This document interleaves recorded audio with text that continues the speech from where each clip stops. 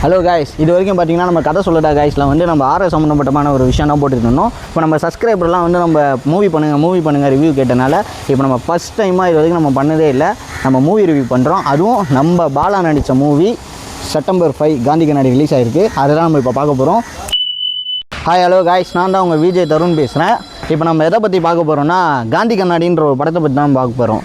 So அந்த படத்தை பற்றி சொல்லணும்னா பாலான்றது உங்கள் எல்லாருக்குமே தெரியும், நான் சொல்லி தெரிய வேண்டியதில்லை. ஸோ பாலா வந்து எனக்கு ரொம்ப பிடிக்கும், க்ளோஸ் மை ஹார்ட். ஸோ நான் ரிவ்யூலாம் பண்ண மாட்டேன், பெருசாக பண்ணதும் கிடையாது. அது மூவியை பற்றி நான் பண்ணதே கிடையாது.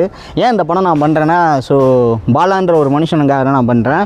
சீரியஸாக நான் சொன்னால் நம்ப மாட்டீங்க, தேட்டருக்கு போனால் ஹவுஸ்ஃபுல்லாக இருக்குது. ஏன்னா படத்தை பார்க்க வந்தவங்களோட பாலாவை பார்க்க வந்தவங்க தான் எனக்கு தெரிஞ்சு இன்றைக்கி ரொம்ப அதிகம். ஏன்னா இன்றைக்கி பாலா வந்திருந்தாங்க, மாஸ்டர் ராகவ் லாரன்ஸ் வந்திருந்தாங்க, ஷெரீஃப் வந்திருந்தார், மொத்தம் படம் டீம் எல்லாருமே அங்கே தான் இருந்தாங்க. ஸோ வேறு லெவல் செம்ம ஒரு ஃபன்னாக இருந்தது. இப்போது படத்தை பற்றி பார்க்கலாம். படத்தை பற்றி சொல்லணுன்னா ஓப்பனாக சொல்கிறேங்க, உள்ளே போய் உட்காந்தோடனே எப்பவும் போல் நானும் எல்லா படமும் வந்தால் இருக்கும்னு நினச்சேன். பட் ஆனால் வேறு லெவலில் இருந்தது.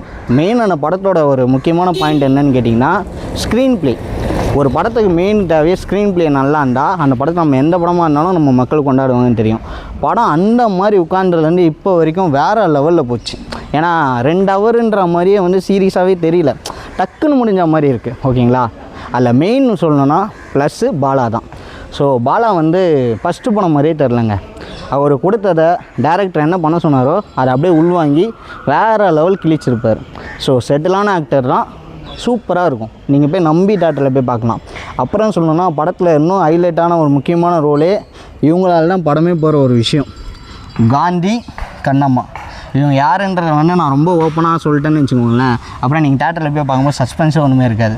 ஸோ இந்த காந்தி கண்ணம்மா அப்புறம் நம்ம பாலா இவங்க வந்து இடையே என்ன உறவு என்ன ஏதுன்றலாம் வந்து நீங்கள் தேட்டரில் போய் பாருங்கள். நான் மொத்தத்தையும் சொல்லிட்டேன்னு வச்சுக்கோங்களேன், உங்களுக்கு வந்து ஒரு சஸ்பென்ஸே போய்டாது. ஆனால் ஒன்லைன் ஒன்று சொல்லணுன்னா இவங்க வந்து அவங்ககிட்ட ஒரு உதவிக்காக போவாங்க, அதை அவர் செஞ்சாரா இல்லையான்றது தான் ஒரு மெயின் கருவே படத்தோட.